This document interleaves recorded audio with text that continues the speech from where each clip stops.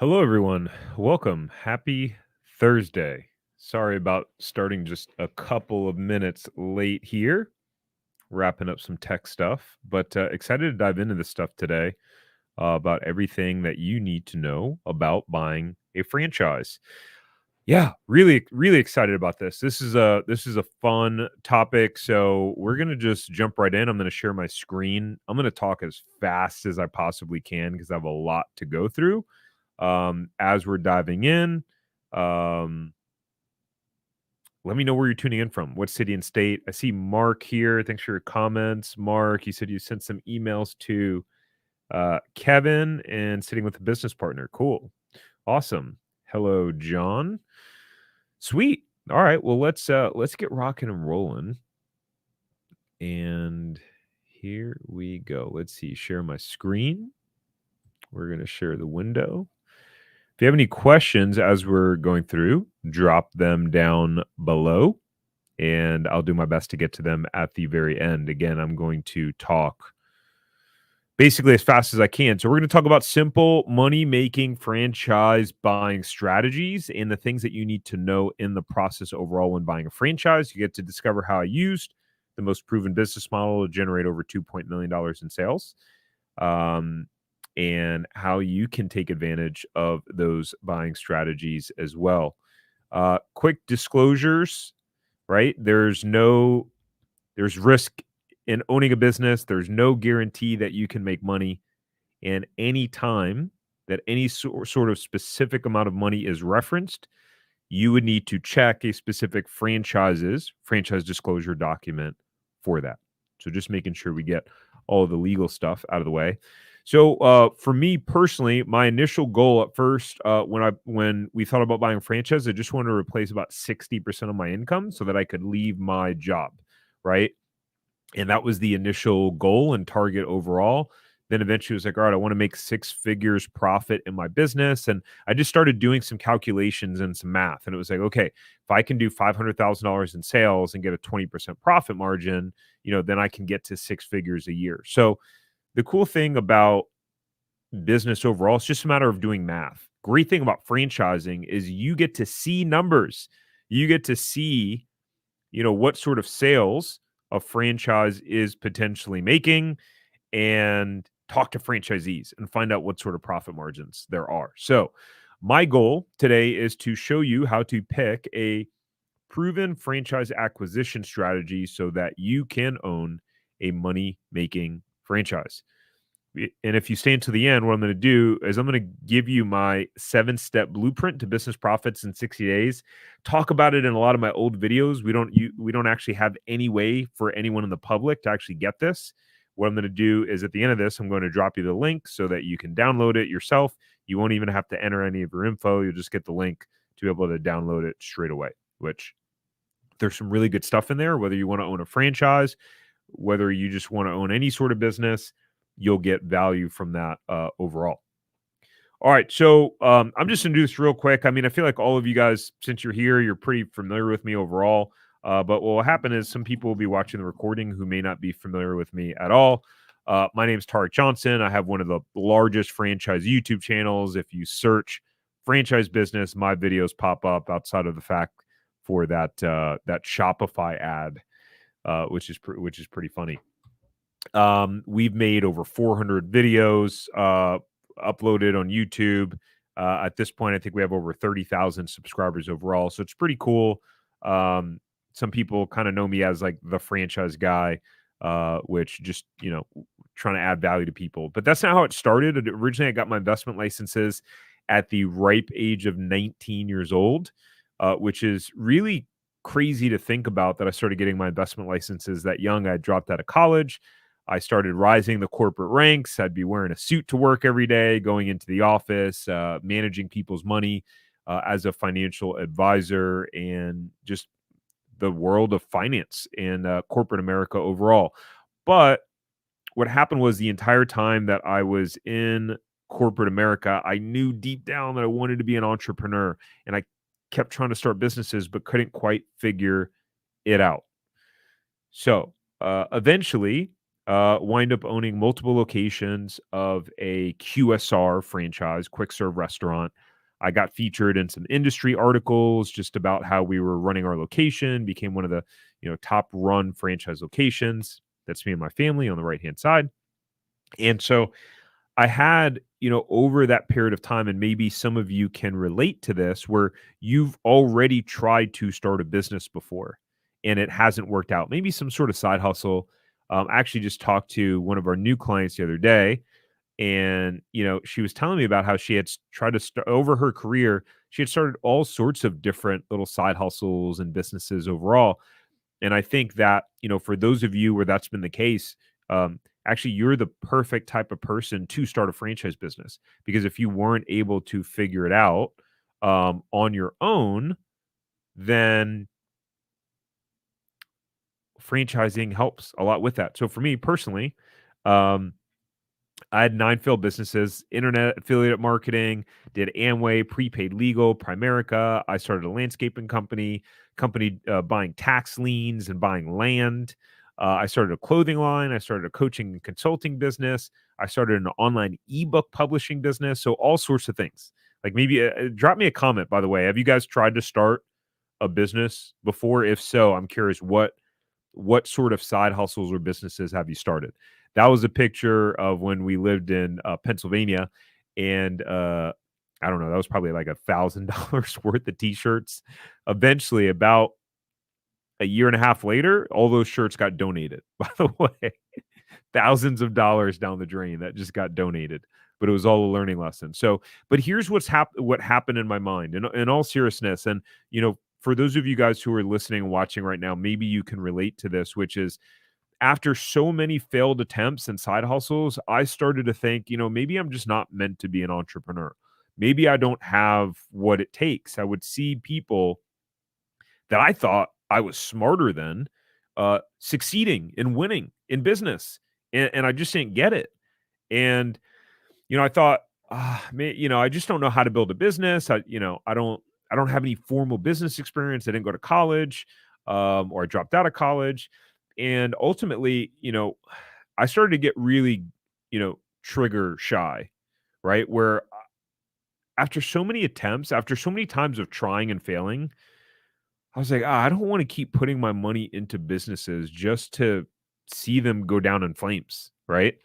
And at some point it was just like, maybe I'll just get another job and do a career change, right? And then, really questioning, like, can I actually make the amount of money that I want as an entrepreneur? Is it even possible for me? Like, for me personally, can I do it? I know other people were doing it, but can I do it? Maybe some of you have the same thoughts. Maybe you doubt yourself. Maybe you think, I know I've crushed it in the corporate world. I know I've rised the ranks. I know I'm an A player in corporate America, but can I really produce those results on my own? And how long is it going to take? But for me, it was my dream and calling to be an entrepreneur. So, who I'm speaking to right now, I'm speaking to those of you who, without a shadow of a doubt, you want to be an entrepreneur. Maybe you're just scared and nervous and trying to figure it out. Maybe you doubt yourself, but deep down in your heart of hearts, you're like, I want to make this happen. So maybe you're questioning, is franchising the path for me? Should I start a business on my own? And we'll talk about all of those things. Here was my aha moment. So in 2015, my buddy there holding the dumbbells, very successful entrepreneur. He built a $12 million a year business from scratch. And him and I were having a conversation. We're hanging out. I was still working as a financial advisor at this point. He knew my background and my skill sets. And then I worked for Tony Robbins and all that, all of my experience with getting my investment licenses so young and being featured in industry articles. And he was like, man, with your experience, this is what he said, with your experience and background and talent, you should be making at least $1 million a year. And I was like, he said, he said, we made $5 million last year. And yes, in sales, I know everyone comments when we talk about how much money these franchises are making. They're like, that's not profits. That's just sales. I understand that. You have to make sales before you can make profits, right? But I thought, man, that really rocked my world, because I thought, I'd love to make $1 million. I don't know how. I've been trying. I've been trying to start these businesses. But for those of you listening, have you ever had a time where someone said something to you and they believed in your potential more than you did? Like they spoke belief into you, and through them saying like, "Hey, I think you can make this happen," for whatever reason it clicks for you and you go, "Huh, maybe I can." And that's what happened for me in that moment. After all those times of starting businesses and failing, having someone who was so successful as an entrepreneur go, "Hey, like, dude, you should be making $1 million a year." Him seeing that potential in me, it sparked something in me. And then it just kind of all clicked. And I started to go to get introspective. And I thought, man, if I know I'm good at following a game plan, right? I'm good at executing a plan. Some people aren't, right? Um, I was like, "Man, if I could just have some sort of proven system, I know I could just follow the instructions and the directions." And then so it got me thinking about franchising. And a few months later, we're driving past, this is literally in California. We're driving past this dirt lot. So I used to, this was right by the exit of the freeway where I'd hop on to in California, because I covered 5 offices for my financial firm doing financial advising. And I saw that sign where I wish I had the full picture, but it said construction, and it said like now leasing. And I thought, wow, what if we opened a business there? Interesting. And so then we started to look into it. And one of the things that I figured out was, for a lot of you out there, and the way that what I've learned about life and God, and if I'm someone of faith, right? So if your faith is important to you, you know that, once you make a decision, you know, things start to happen, right? There are biblical and spiritual principles where once you decide something, all of a sudden the resources come. And so once I decided that, like, hey, we're going to do this, we're going to figure out a way to be successful entrepreneurs. And I like the idea of opening a franchise business. I think it makes a lot of sense. And I think we can do it. All of a sudden, all the resources started to come, and the house started to really connect the dots. So that was where our first franchise location was. It was a dirt lot. There was literally no irrigation or anything. So we signed a lease here to open up our franchise. And it took over 2 years after signing our lease for us to get open, because when we signed our lease, there was no equipment. It was literally just like brush in the field. All right. So let's talk about the proven blueprint. Thanks for hanging around for, the backstory a little bit, but, it's important to, for me, it's helpful to understand what people went through, because then I see myself in them. Right. And so maybe some of you see yourself in my story, and that something clicks for you where you're like, okay, I think I can do this. I just need to fill in the gaps. So what wind up happening, as opposed to those 9 failed businesses I had before, this time I had a blueprint. Like this time it was like, follow this playbook. Think of when you buy like a piece of furniture, whether from Ace Hardware or IKEA or, or even Costco. I was going to say Costco. Costco sells some furniture now. Home Depot, Lowe's, whatever it is. You buy the box and it has the instructions and it has like the little wrenches. Maybe you need your own drill, but there's a blueprint on how to put it together. So that's what I had. And so that helped me a lot in the support of the franchisor. So doing something like a build out, like that was me coming home from the office one day to check in on the status of the construction project. I had no experience with construction or general contractors, but I had the support of the franchisor. So I didn't need to figure that out, because again, I was just following a blueprint. And so, about 8 weeks later, 2 months later, that's what our store looked like. We had a really amazing grand opening. We wind up getting profitable in just 60 days. I don't know why I still have this part in here. So let's dive in. Are you ready to do the same? Are you ready to figure out your path towards, figuring out what sort of, franchise or path in entrepreneurship makes sense for you? If so, drop me a ready in the chat, in the comments. Let's rock and roll. So I'm going to speed through some of this, because some of this might be pretty basic for you guys. I never know who's watching, so I got to start at ground zero. But we're going to get into a lot of the really good stuff. So what is a franchise, right? The first franchise started in 1891. This is why I say that franchising is the most proven business model in history, right? Hey, let's go. Hold on. How do I what's happening here? All right, we got a bunch of people saying ready. We got Sean ready, Mark's ready, John's ready. Let's go. All right, awesome. I love the energy. This is why I say franchising is the most proven business model in history. It's been around over 100 years. The first one was a hair salon, grew to 500 salons. There are over 4,000 franchisors, mean brands, in the US alone. And actually, I need to update this. There are over 800,000 franchise businesses in the US, right? According to the US Census Bureau, 10% of every business is a franchise, 1 out of 10, right? So a franchise is simply a license that grants a franchisee access to the franchisor's proprietary business knowledge, process, etc., right? And in exchange for that, there's usually a franchise fee and licensing fees, aka royalties that are paid, right? So, not rocket science, but important for people who may not know still fully like how does a franchise work and operate, etc.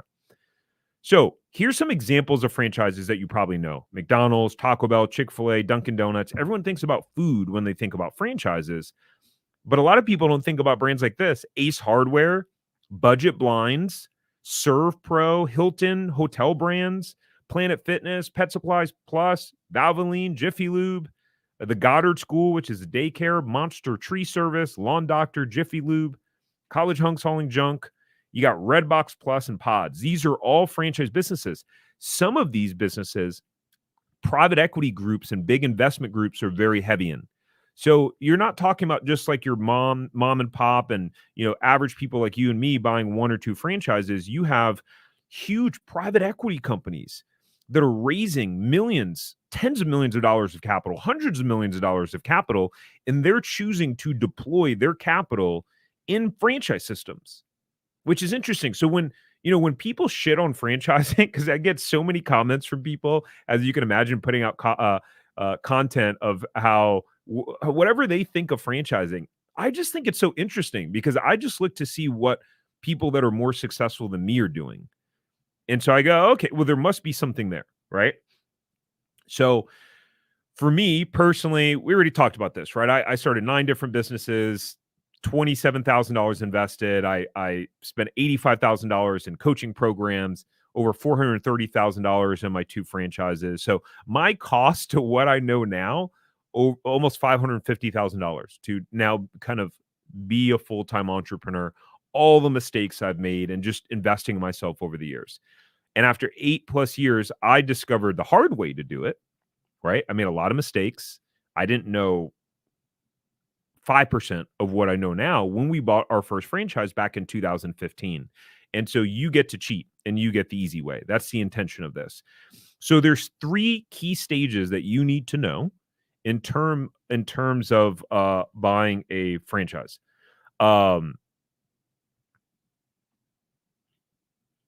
That should not say find the money. So stage 1 is finding the franchise. So you need to figure out how to narrow down your franchise search to the exact franchise buying strategy that aligns with your goals. Because all of you watching are different people and you all have different goals, right? And we're going to talk about those different specific franchise buying strategies. And by the way, I didn't know about most of these buying strategies. I just really knew my brain was so limited, and I didn't know what I didn't know at that point. Some of you may be in the same place where we were just like, oh yeah, let's buy a juice and smoothie bar because we like making juices and smoothies at home. It's like the stupidest way of figuring out how to decide on a business. It wind up working out, but what I realized was that, man, I made a lot of mistakes. And for the over $400,000 that we invested in our multiple locations, we could have got a better ROI. And so, one of the things I say is to people is like, quite frankly, I've made a lot of mistakes. I haven't done things perfectly. So, if you're looking for the person that's done things perfectly and only has gotten wins, it's not me. I'm the wrong guy. Um, the whole point is, you make mistakes and then you learn from them. And so stage 2 is you want to reduce your risk. These are some of the things I've learned the hard way, as well as, from some of my entrepreneurial friends and seeing some of the mistakes other people have made. You want to reduce your risk, and simple ways to reduce your risk and almost guarantee your success and profitability, because of course nothing in life is guaranteed. We can't guarantee anything. No one can guarantee anything for you, right? There are still some of the top brands, McDonald's and Chick-fil-A's, that wind up closing down and don't work. And at the end of the day, you can take the best system in the world. If someone doesn't execute on the system and follow the plan, well, then it's not going to work, right? Stage 3 is to secure funding. So you need to figure out the best funding strategy and secure your funding with ease and confidence. This was the part where I messed up. So stage 1, find the franchise, not the money. So how to narrow down your franchise search to the exact franchise buying strategy that's perfect fit for your goals. Again, as we're going through this, if you have any questions, drop them below. And I'm going to actually put our cool little branding there. Forgot about that. Okay, so back in 2015, like we were about 3/4 way through the process of looking at our specific franchise that we wind up buying. My wife's been an entrepreneur for a long time. She's been successful running an art gallery. She's an art dealer. She represents artists and sells art. And she's like, why don't we just do our own thing? Like, why would we pay? At the time, our franchise fee was 25 grand. Why would we pay this $25,000 franchise fee and pay someone like 7% royalties on every dollar we make? And so that kind of really got me thinking. And I thought, well, and I remember we had this little like swag bag from going to the discovery day with the franchisor. And inside it was like a menu, and it just like had all these like kind of brochures and collateral and stuff like that. And I thought, I pulled out the menu. It was like one of those trifold menus, real glossy. And I said to my wife, I said, how long do you think it would take us to come up with this? Not just the menu, like not just the design and get it printed, but there was like, 20 items on the menu, smoothie combinations, names, recipes.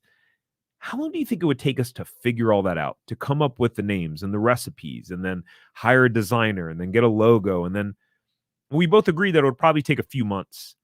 And what I had learned about myself in the businesses that had failed, and what some of you may have experienced, is that you get caught up in small parts of the process and then it stops you, and then you don't follow through, or you get stuck trying to figure something out on your own, and then that kind of stops you in your track.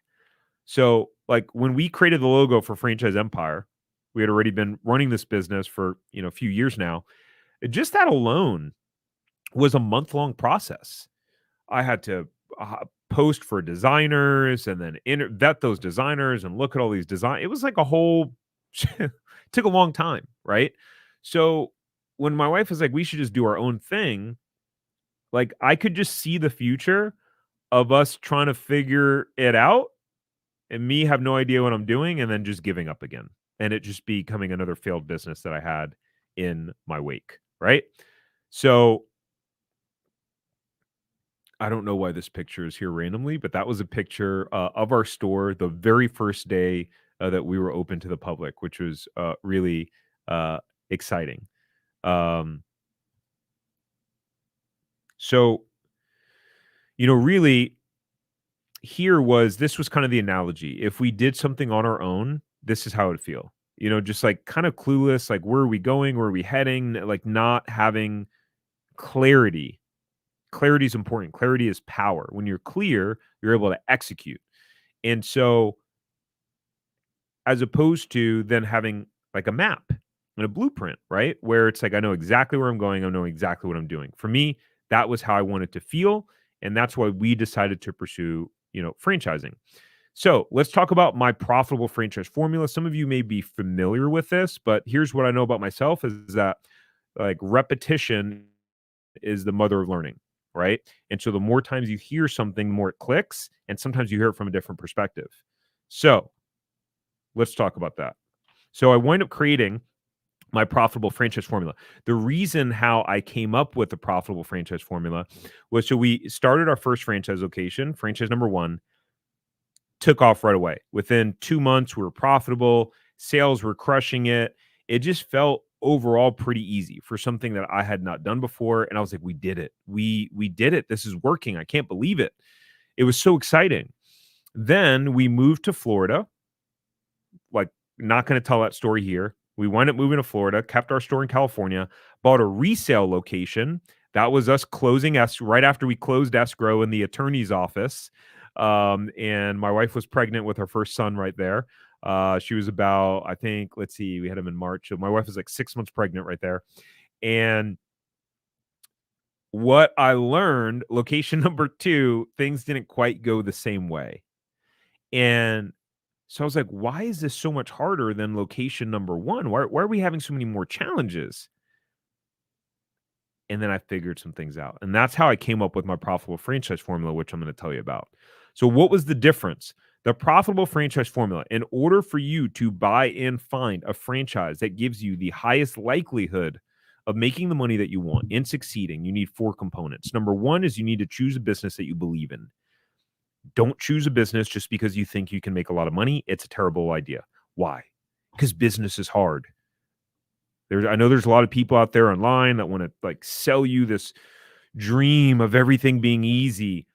Business is hard. So you want to choose something that you believe in, not that you're passionate about, but you believe in. As an example, my wife and I would open a daycare franchise. Why? Because we have young children. We really believe in it. We believe in quality of care. It's in our bones, right? That's something that we believe in. Number two is got to match your skill sets. If you're super introverted and you're looking at a business or a franchise where the main role of the owner is to do sales and marketing and go out there and network, unless that you have the strong desire and internal fire to change and learn that skill and get out of your comfort zone, it's probably not going to go well for you, because the whole time it's like you're rowing against the tide, right? And you want to go with the tide. So you want to choose a business that aligns with your skill sets. This is where sometimes having a business partner can work out really well when you guys are opposites. One of you are really great at sales and marketing, and that's your skill set, and one of you are good at operations, right? If you both are good at operations or both are good at sales and marketing, that's going to be tough. And you're going to need to make sure that you hire someone that has the complementing skill set. Number three is demand. You must verify that there's market demand for what you're going to buy. That was one of the mistakes I made for location number two. So location number one that we opened up in California, what happened was there were no juice and smoothie bars within a 5-mile radius. That was part of the reason why I was so adamant about opening up that specific type of business, because my wife and I were having to drive one or two exits away on the freeway to go get juices and smoothies. And so I thought, well, there's got to be demand. If we're having to drive that far, other people are too. Turned out that was the case. And we also benefited from the fact that the whole shopping center was opening at one time, and there were big names like Dunkin' Donuts and Taco Bell and Habit Burger and Jersey Mike's all in there. So people just, as soon as the shopping center opened, people just flooded to the shopping center, right? Location number two, within, what was it, about a 2-mile radius, there were about 4 to 5 other competitors. So I didn't realize how important that was. Now, doesn't mean that you can't still succeed and win in a business where there's competitors, right? There's a lot of competition in business, but you have to do your homework there. One of the things that we teach and show our clients how to do, right? Whew. All right, I'm going to take a sip of water for a second.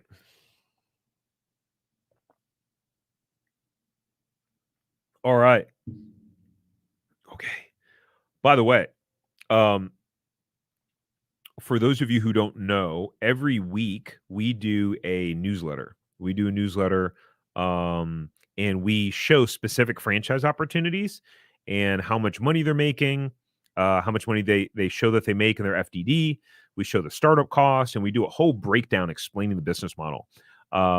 So if you're not signed up for that, you can go to franchiseempire.com/newsletter to sign up for that for free. And every week, every Sunday, we'll email it to you. We'll email you the newsletter. I'm going to drop the link here in the comments so it's easy for you guys. So every week we send you the newsletter, and then we do a live version of it, breaking it down via video. I see that we have some questions. We'll hit those at the end. Okay, so profit potential. So one of the things that I didn't realize, I really didn't have a great idea buying our first franchise, how much money we could actually make.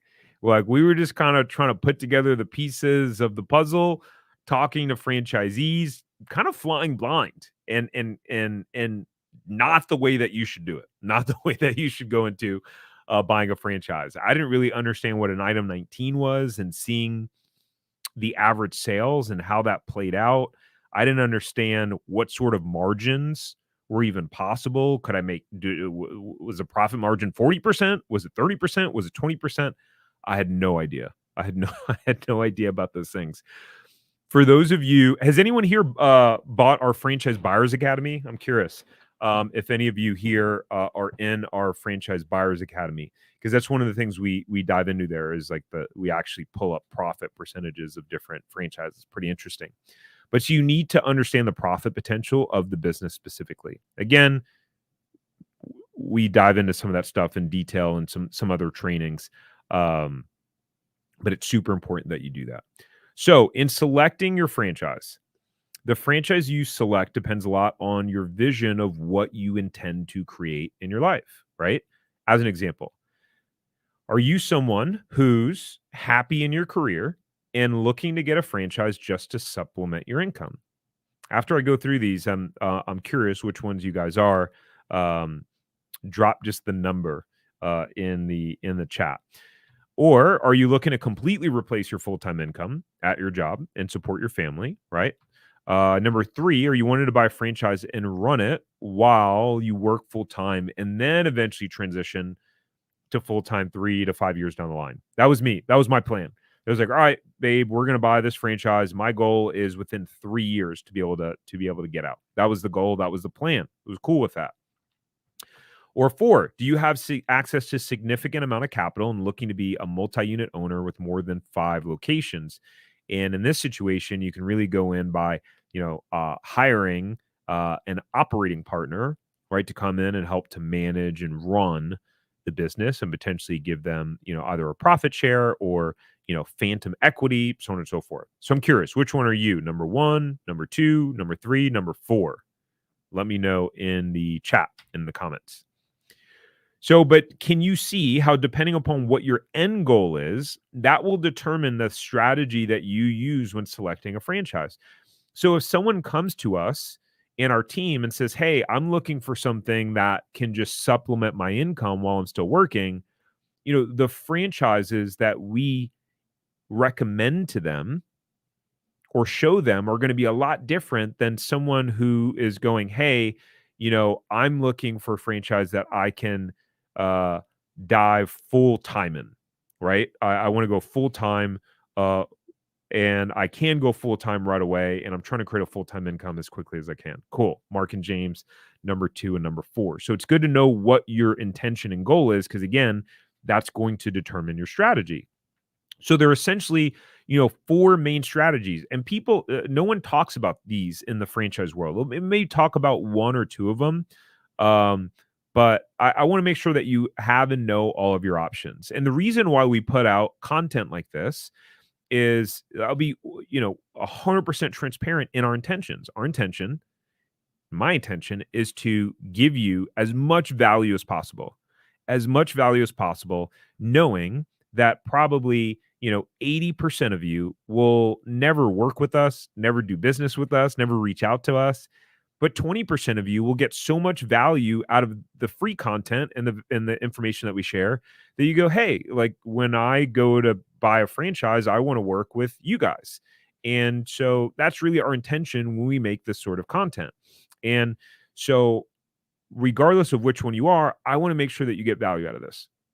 And so strategy number 1 is you can buy a brand new franchise, right? This is buying a new territory. And How to start your dream business that is exactly what you want to get it profitable in less than 12 months. So the cool thing, this is kind of similar like building a new house, right? Think about it. If you build a new house, um, you get to pick the lot, you get to pick, any of the customizations with the house that you want. You get to design it from scratch. And that's what buying a new franchise like. The only difference is that it takes maybe a little bit longer, right? So when you're building a house from new, you have to select the lot and then, they build and then depending upon the builder, 6 to 12 months from then you're going to have um your house. And so similar thing, when you're starting a franchise from scratch, it takes some time to get it ramped up. Sometimes we have people, they come in and they go, "Well, I want to make $100,000 in year 1." And it's like, okay, well, I'm sure there are people in certain franchise systems that have figured out a way to do that, but it's certainly year 1. I mean, that's not the norm. And, most people underestimate, there's a phrase, most people underestimate, no, I'm sorry. Most people overestimate what they can accomplish in 1 year and underestimate what they can accomplish in 5, right? Like after a year, do you expect your kid to be, talking and fully independent? No. A business is like a baby. It takes some time for it to mature and to grow and develop, right? So I want to make sure that you guys have proper expectations because one of the things that drive me crazy is when people have these unrealistic expectations. Like, anyways, strategy number 2 is a turnaround resale. So this is how you can buy a franchise for pretty much 30 cents on the dollar. This is how we bought location number 2. We bought a franchise that a turnaround is an existing location, existing franchise business that either is losing money or is just about breaking even. And so because of that, you're able to typically get it for, 30 cents on the dollar. So although our first location was over $300,000 to get open to build from scratch, we were able to buy the turnaround for less than 100 grand, right?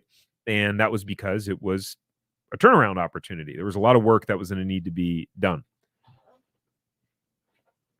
And so we've had a bunch of clients do this, by the way, who have bought turnarounds. We have someone actually in here in Orlando, my market, someone who the territory was owned by 2 previous owners, and the most recent owner had had another business, and they were trying to run the franchise kind of on the side, and just what they weren't giving it the time and attention that it needed. And so our client came in and bought this franchise, a painting franchise, and he got a steal on it. I mean, he got it for um, like just barely over the franchise fee, like a really good deal. Bought it for really cheap, significantly less than 6 figures. And he got in there. The first few months were hard. It was rough. He was like, "Man, it was hard stuff." But then 6, 7 months in, he was already up 100% year over year in that specific business in terms of sales. Now, I know how much he did in sales. I can't say it because of different regulations and laws. I can't quote specific numbers unless, we're looking at the specific franchise disclosure document for that business. So it's meant to protect you as the potential franchise buyers, so that people aren't just saying, "Hey, you can make X number of dollars." So it's all good. But it was really impressive what he did by using strategy number 2. Strategy number 3 is semi-absentee, and this is how to build, a successful business without actually operating the day to day and without becoming a slave to the business. So a couple of different ways that you can do this, semi-absentee. So one of the things that I did was, we opened up our franchise location, and then I went back to work after that. But I put a manager in place. And when you put a manager in place, you can operate the business semi-absentee, where they're running the day-to-day of the business.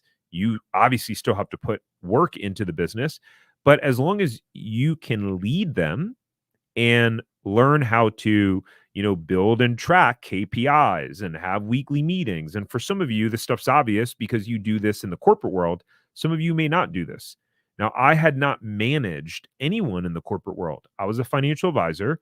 and I was good at working with clients, bringing in new investment assets and building my book of business, but I didn't actually oversee anyone in that role. So it was all new to me and I made a ton of mistakes. So for those of you who have management and leadership experience, you and know about tracking KPIs and numbers and how to lead people, you have such an advantage going in to, starting a franchise because, you have such a strong foundation.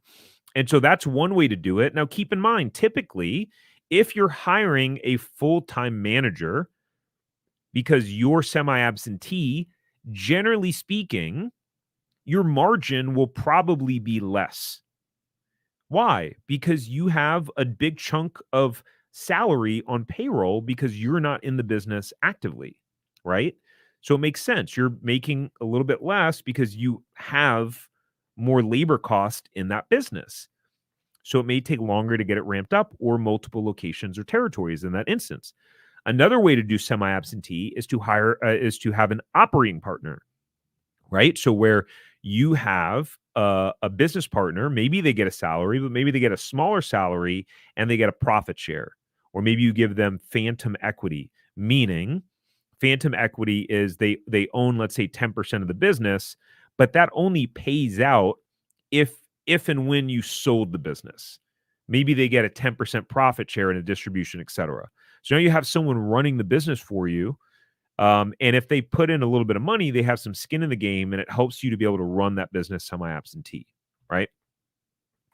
Number 4 is a profitable resale. And so this is how you can potentially replace your income virtually overnight.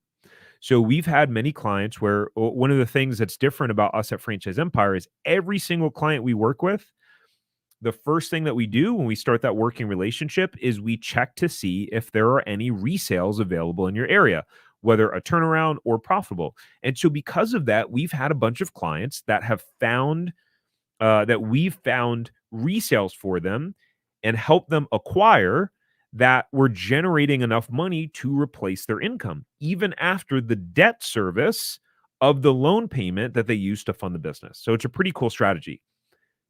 Quick disclaimer, buying a resale is much more complicated than buying new.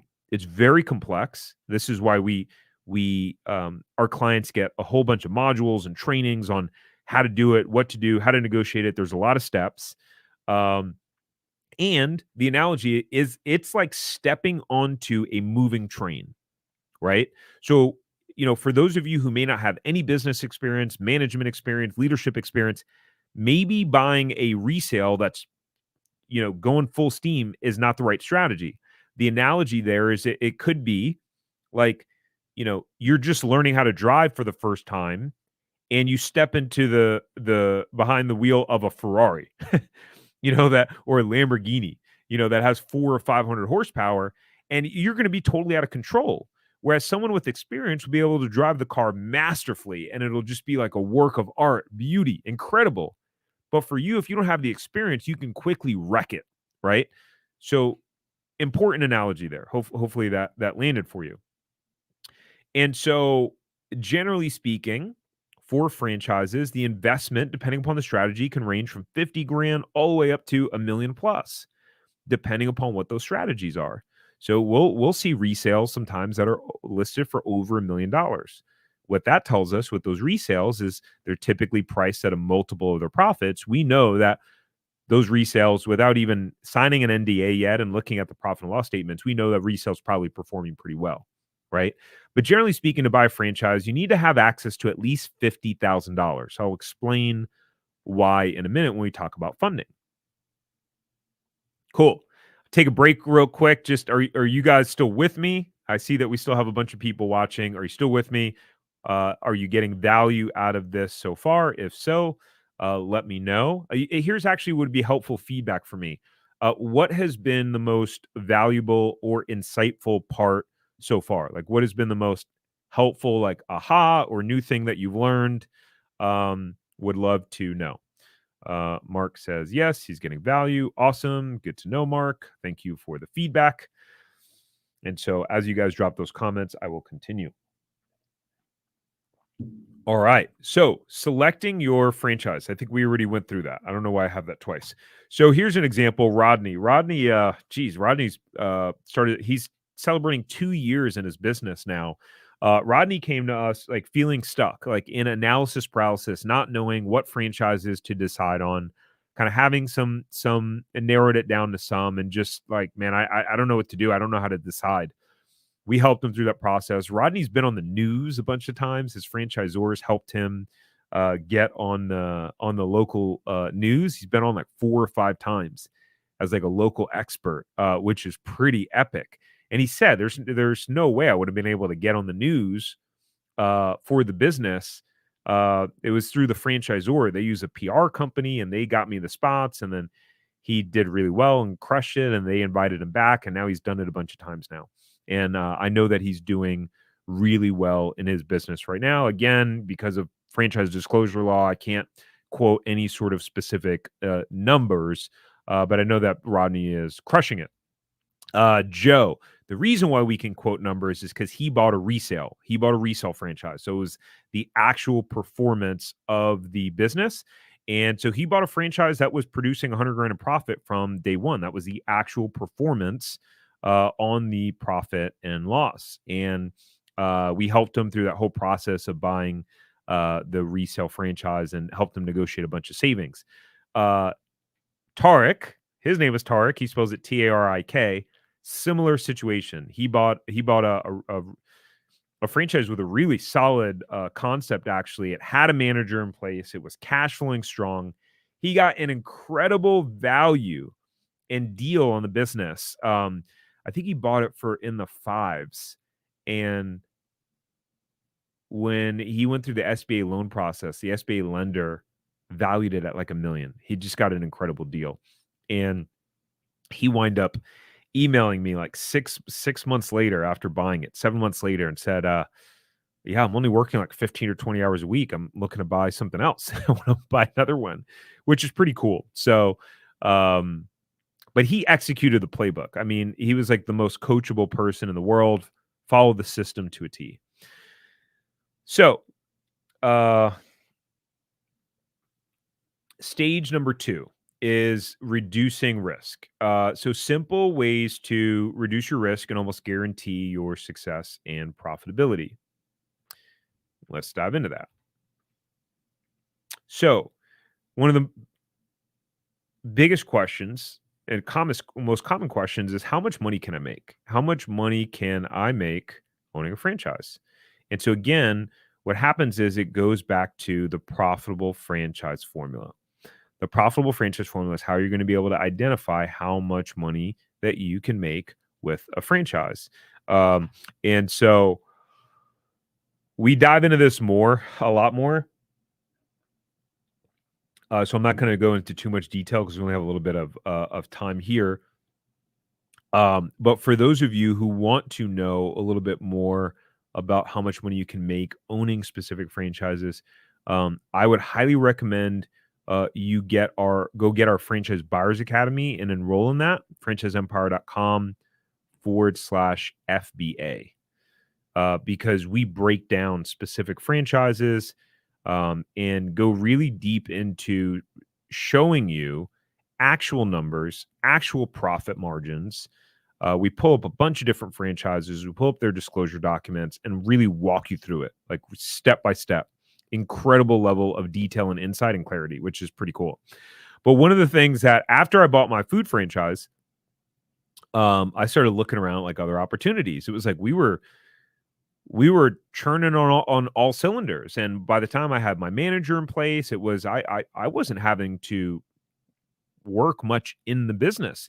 I thought, "Ooh, cool. What other franchises are out there?" I went up talking to Money Mailer. Money Mailer is a franchise. You know those packets that you get in the mail that have all the coupons in it. So I went up talking to them, and I'm talking to the franchise development person there, and she's like, "Yeah, well, we have people that they leave food franchises or don't want to do food because of how low the profit margins are." I was like, "Oh, what? Low profit margins? What do you mean?" And so one of the things that I didn't know was that food is notoriously known to be one of the lowest profit margin businesses. And in terms of the best bang for your buck, so one of the things we talk about in the Franchise Buyers Academy is the right sales to investment ratios that you need to look for specific businesses and franchises. And so, like, if, as an example, if the business costs $300,000 to get open, what are the average sales as a multiple of that? So if it's 1 to 1, if it costs 300 grand to get open and the average sales are 300 grand, like that's really bad. And so I was like, oh crap, I didn't know that. That was another mistake that I made that you guys now don't have to make that mistake.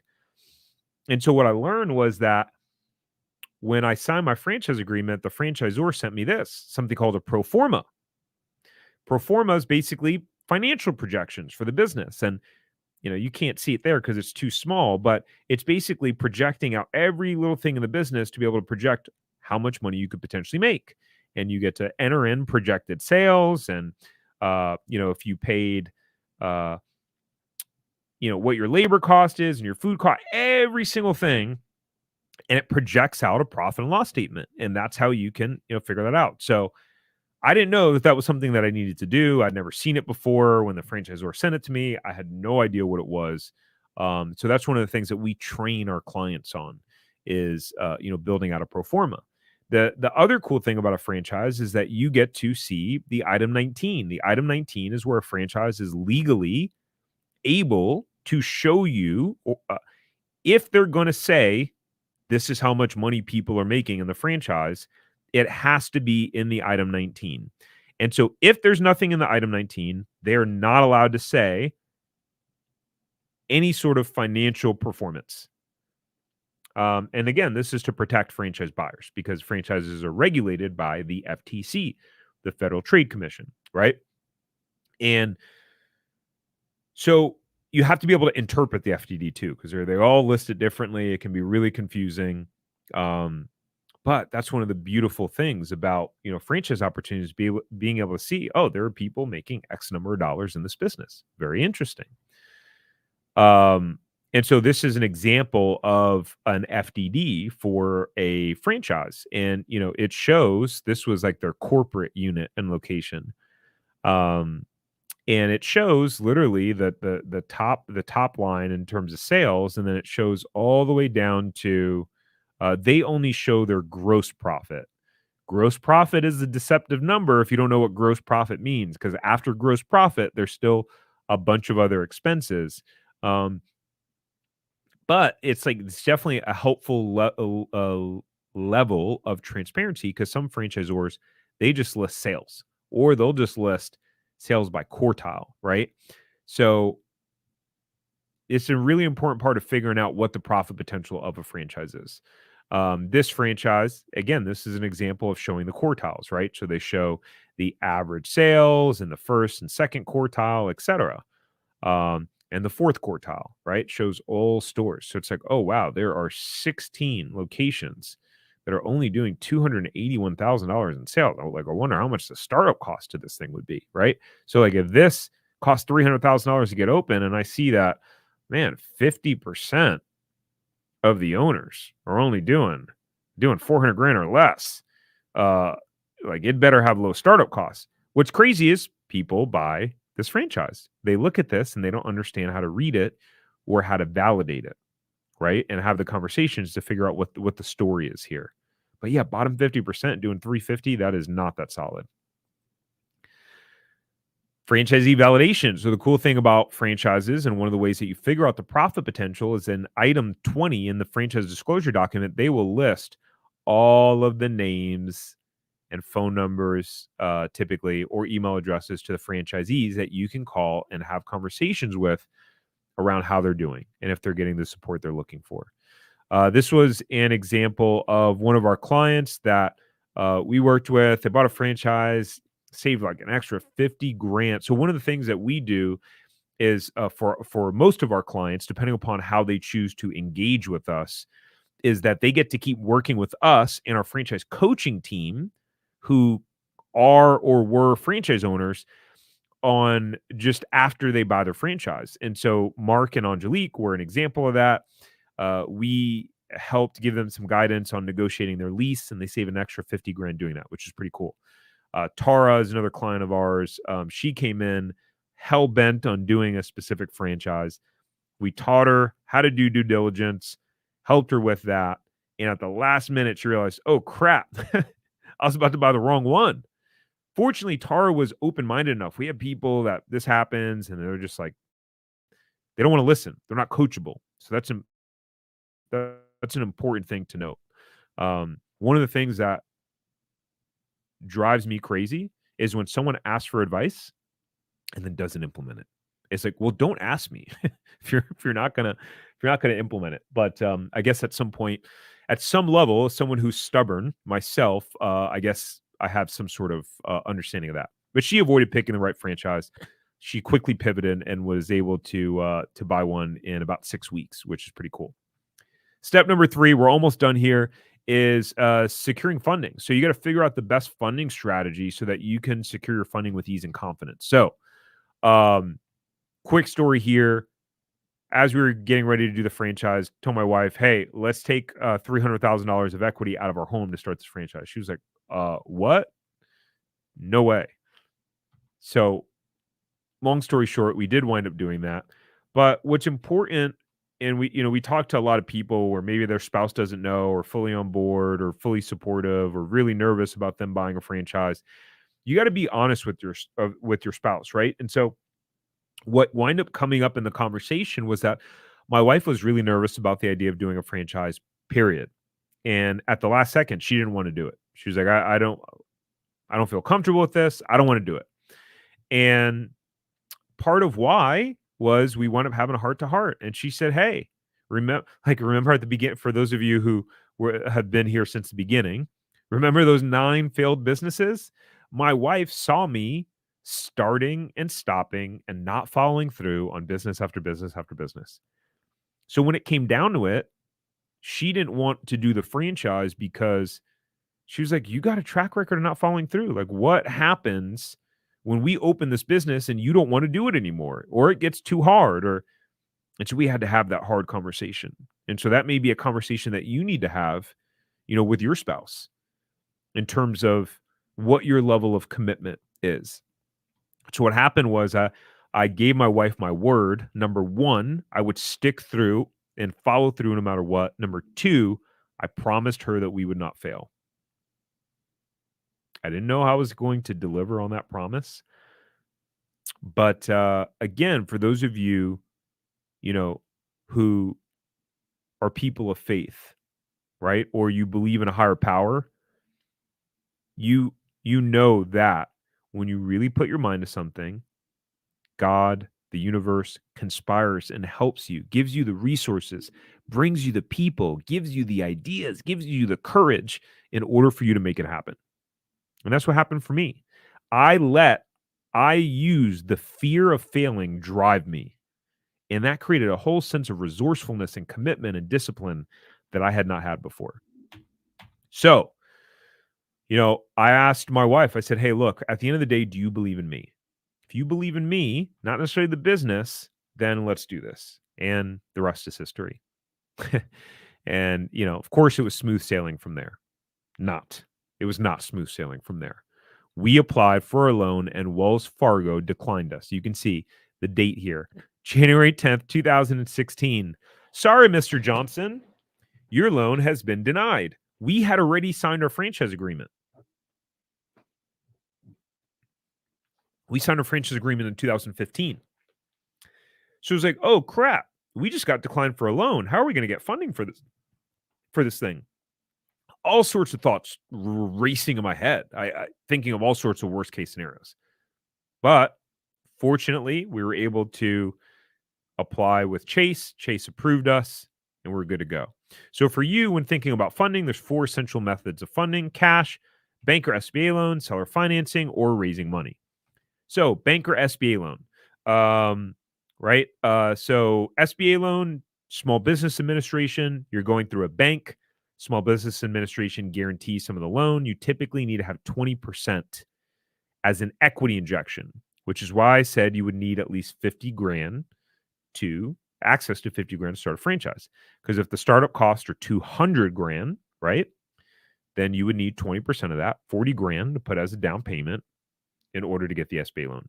Depending upon your situation, they may require less or more. I've seen as low as 10% for new startups, and some now that some banks are asking for 30, 40% down. Just depends on your financial situation, how much you're asking for, credit, etc. Another thing you can do is you can use your retirement account. So you can use an old 401k or IRA and something called ROBS, rollover for business startup, where you're not technically taking money out of the retirement account.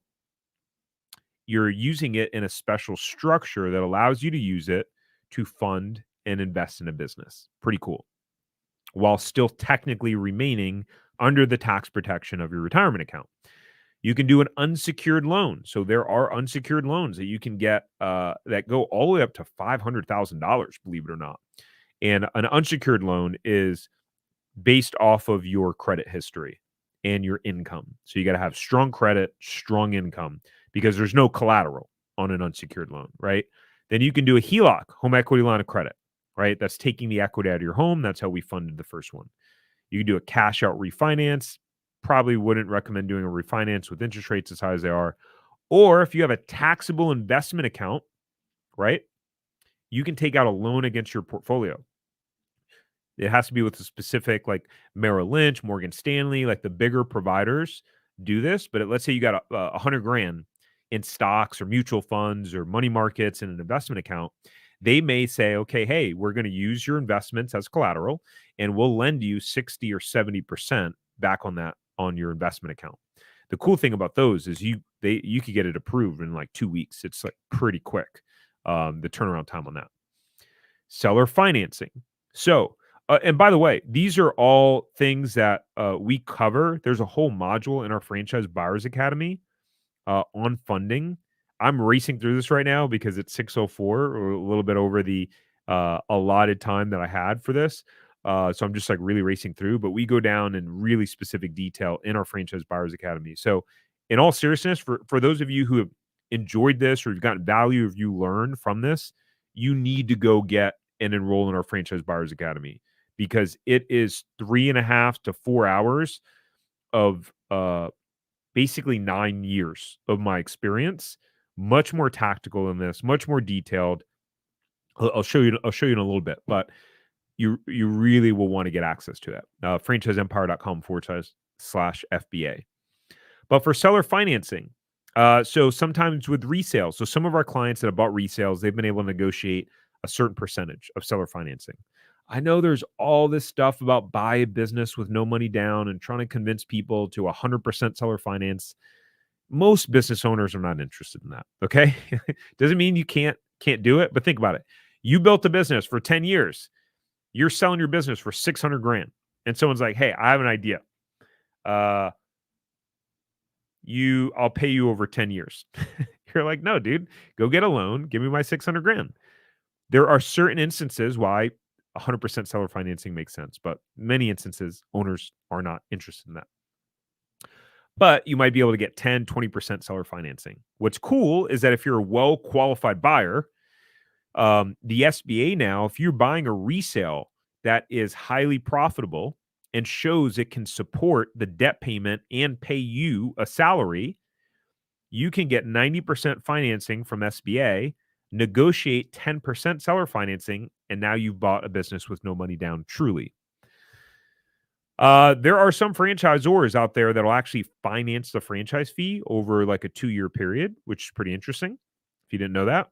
The other one is that you can raise money. You can raise capital. There are a few ways to do this. I've made a video on this, on how to raise capital and what that looks like, using other people's IRAs in what's called a self-directed IRA. A bunch of different ways to raise capital. Again, I'm running out of time, so I'm not going to be able to go in super detail. Cole had bought a resale business that was doing $500,000 a year in sales. He did a combo of seller financing, a combo of SBA, and raised money.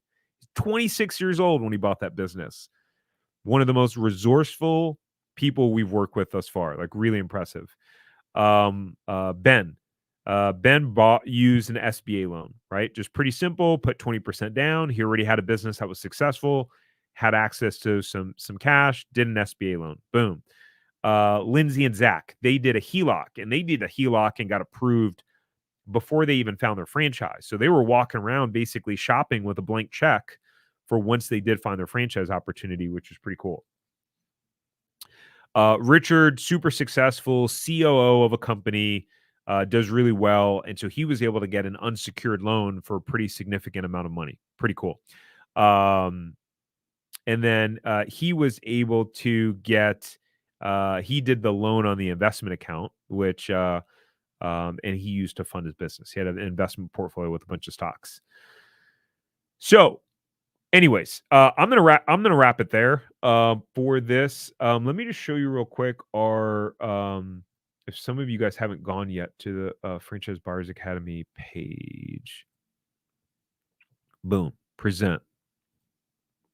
So, what is our Franchise Buyers Academy all about? Window. Let's see. Hold on, I'm about to share. I'm about to share this. Share my screen. Okay. Boom. All right. Why is it doing that right now? Did you see that? That looked really interesting. Share screen. It was like a tunnel of just screens. Okay, that's fixed. So this is our Franchise Buyers Academy. So let's see. So again, the link is just franchiseempire.com/FBA. We are running something called a split test, by the way. So you may go to this page and then it actually shows you a different page. It might actually show you a different page, but it's still the same thing. All right. It's a split test to see what converts better. Fun stuff. Like once you get into running your business and marketing and conversions, it's really actually exciting stuff. It may sound nerdy and techie, but it's really fun. So in here, you get to access industry secrets on finding the right franchise, making the money you want, and massively reducing your risk in the process. So Franchise Buyers Academy is not just a behind the scenes into how franchises work, but it's how you can make money, what kind of franchises you should buy, and it will help you be your shortcut, right? So inside of it, we go over there's some basics in the beginning, and then we get pretty deep. So how franchises work, exclusive franchise and business terms that you need to know, how to use the stepping stone method with a franchise. We have a whole module on mistakes to avoid when buying a franchise. We dive into my sales to investment ratios for successful franchise buying so you don't get stuck under a pile of debt, how to quickly find out exactly how much franchises cost to start. We break down some specific franchise acquisition examples. We break down service-based franchises versus retail franchises. We pull up some live FDDs showing you how much money some of these franchises are making and breaking down the numbers of a bunch of different examples of franchises. Let's see. What else do we show you?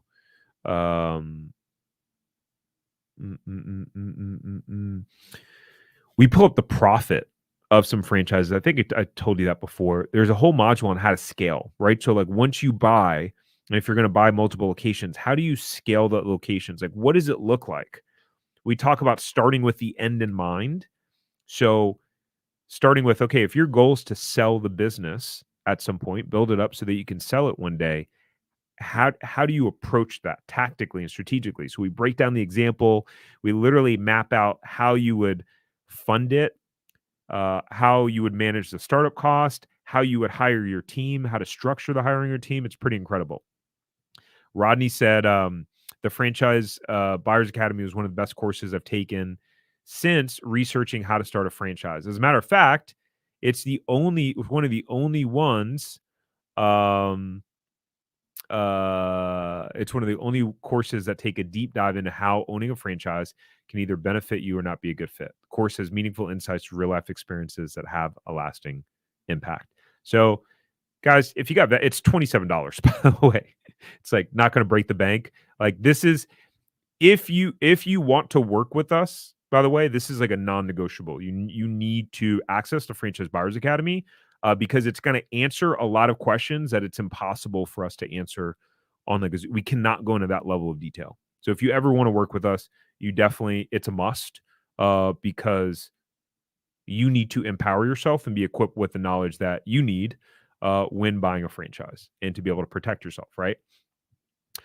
So, with that said, all right, let me see what questions we got. Mark said, can we talk for a brief conversation either tomorrow or Saturday? You can go and schedule a call with our team, Mark, and you can do that just so the easiest way to do it is just go to, let's see, and I can drop the link for it too. But the easiest way to do it is just to go to, I don't know why I clicked something that I'm not supposed to click. Is to go to franchiseempire.com. And when you go to franchiseempire.com, there's a blue button here that says book a free 15-minute call, and you'll be able to fill out a short form, and then a calendar will pop up and allow you to book a call with our team. So, yes, we are happy to schedule a call with you. And here, the link, let's see, I'll just drop the link for that here and post it. Super easy. Boom. So for those of you who, if you do want to talk to someone on our team and like figure out the best path for you, just go to franchiseempire.com, click that blue button, you'll be able to schedule a call. All right, let's see. What other questions did we have real quick? I'll scroll up, answer a couple questions, and we'll rock and roll. We had Jolie. Would you recommend speaking with the franchisor first, then secure the money in real estate? Yeah, you need to narrow down on the franchise first. Yes, because as an example, if you were to get an SBA loan, you can't get an SBA loan. You can't actually put in the formal application for an SBA loan until you have until you have actually narrowed down on the franchise. So you definitely need to speak with the franchisor first. If, as an example, you want to work with us and our team, then we would help you find the right franchise and make the introductions for you. So for any of you who at some point you want to work with our team, don't reach out to the franchisors directly. We need to make that referral and introduction because that's part of how we make money, by helping make those introductions to franchisors. And if you reach out on your own and then you come back wanting help from us, then we can't help you at that point on that specific opportunity. And in terms of securing real estate, the franchisor has a whole process and criteria on finding the right location. So you definitely don't want to get too ahead of yourself there, because you want to be able to follow their blueprint on that.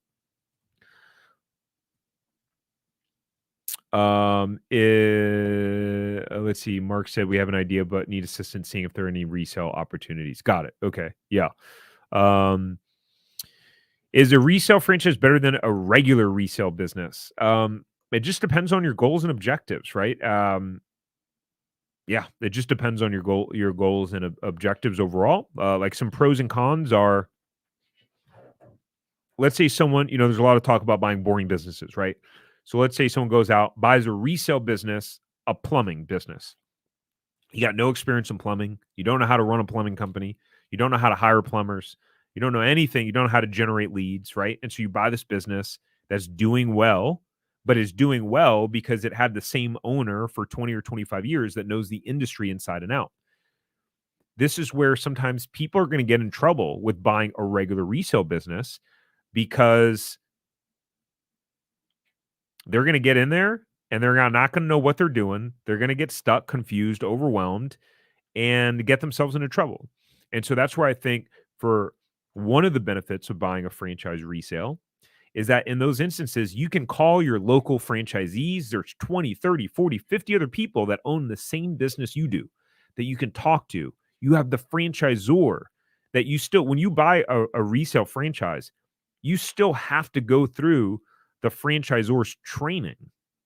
So whether the training's 2 weeks or 3 weeks or whatever it is, you still have to do the training. So you got to learn how to run and operate the business. So, I think obviously there's a lot of great opportunities for resale businesses and regular resales. I'm slightly biased because, well, one, I'm in the franchise business, right? So, number two, I've seen people buy businesses and it goes south because they have no idea what the hell they're doing. And there's some people that franchising is not for, right? There's some people where if they go in a franchise system, the whole time they're trying to reinvent the wheel, tell the franchisor what to do. They don't want to follow the system because it's just not the right fit for them. They need to be in their own business, calling their own shots. And that's cool, right? That's totally cool if that's you. All right, ladies and gentlemen, thank you for hanging around, and I hope you have a wonderful rest of your day. Before you leave, like the video on YouTube. If you're watching on YouTube, just hit the like button, and it helps to show the video to more and more people. And you guys are awesome. Thanks for sticking around. Bye.